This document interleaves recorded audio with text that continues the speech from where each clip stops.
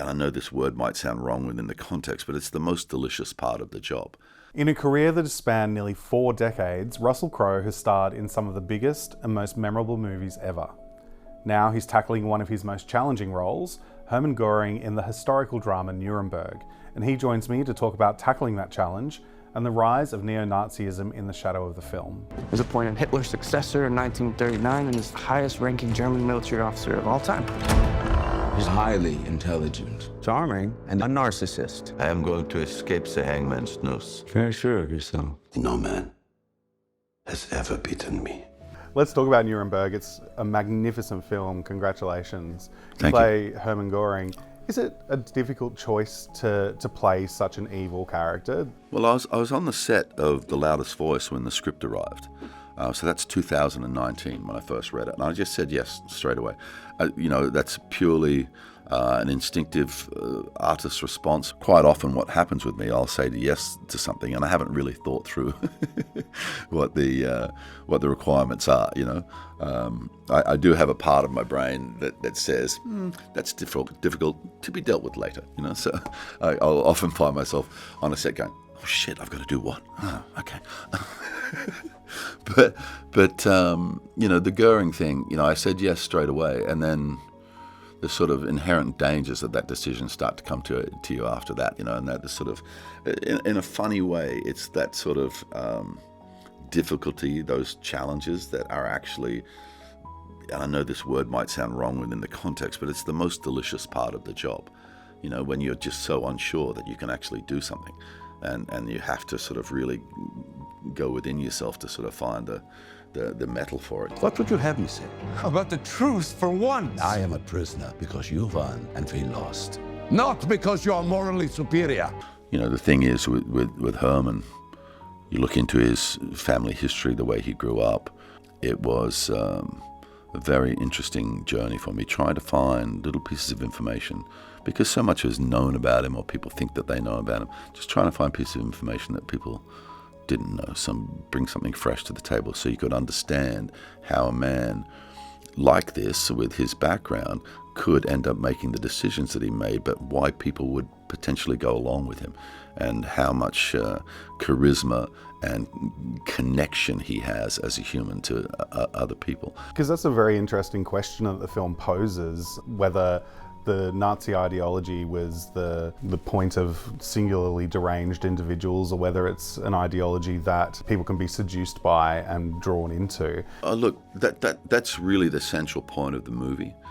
The thing with somebody like Hermann Göring and many people who decide to go into public life, one of their greatest offensive weapons is charm. But charm and charisma can also be evil's greatest weapons. And I think we show that these things are not gigantic, simple decisions. It doesn't just happen overnight. You're talking about the National Socialists are a democratically elected government, and then incrementally, piece by piece, they break that democracy down and they start changing the way society works, and they start making the decisions about who is a valid member of the society and who is somebody who is lesser. And I think that kind of language and that kind of attitude is still around us in the world today. Yeah, you're absolutely right. While I was watching it, I'm thinking, there's a scene where they're talking about how critical it is to win this trial, to bring these people to justice, so they understand why it happened, but also to stop it from ever happening again. And here in Australia right now, we have the rise of Neo-Nazism. We have a National Socialist Party trying to be formed.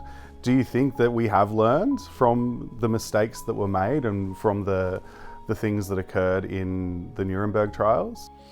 I think right at the end of the movie, there's a quote there, and it says something along the lines of, if you want to understand what humans are capable of in the future, have a look at what they've done.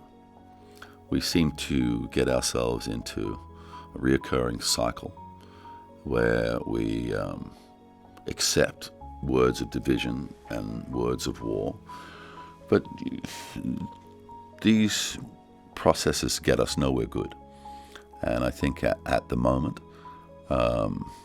we give a lot of air to marginal points of view that we should examine, because if you're talking about the percentage of people that think in the way that you were discussing before, it's so very tiny, and words of division and this ridiculous sort of social media driven angry response that people give, and thinking that they should or they can have the license to express themselves with words of anger in public forums, it's not healthy, and it's not smart. And I think our current government's attempt to put the genie back in the bottle with social media and with our young kids, even though this is a very, very hard task and an almost impossible task, it is a good task. It is the sort of thing that you want our politicians to be doing, to be making moves to protect the children in our community. And I think instead of other people complaining and now it's going to be more difficult for them to use the internet or whatever, it's like, think about what the point is. Think about what the goal is. And the goal is a good goal. Well, the Garden of Eden must have been a lonely place. His band has played all over the world, including the iconic acoustic tent at Glastonbury. And now Russell Crowe's Indoor Garden Party is playing just one gig in 2025 in Sydney at the Enmore Theatre on December 20. Yeah, it's a big date coming towards us. It's the only show we've got to do this year. Like last year, we toured 6 different countries, and the year before, 3 different countries. This year, one show. It all comes down to December 20th at the Enmore. That makes it a bit more special, I guess, when there's just one to do sure. this year. Yeah, for sure. It's a great lineup of people that are joining you. Marsha Hines, Troy Cassadaly, Danielle.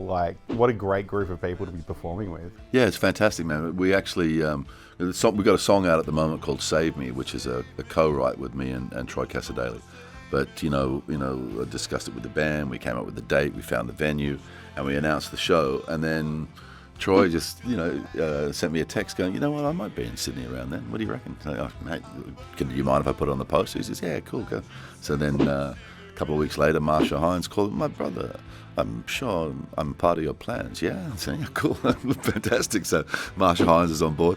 And funnily enough, I was seeing this kid come up called Break, a singer-songwriter from America, on my TikTok feed over and over again, and his songs are so infectious. So I reached out to his management. We met in Los Angeles, and then I was sitting in Europe with my 2 sons, and we were discussing that their mum had some new music out and her video for a song called Regenerate, which I thought was really cool. And I said, should I ask her if she wants to be on the gig? And they're like, yeah. So I did. So Danielle's going home from the show, and it's going to be a big night, December 20th at the Enmore Theatre. Well worth coming along.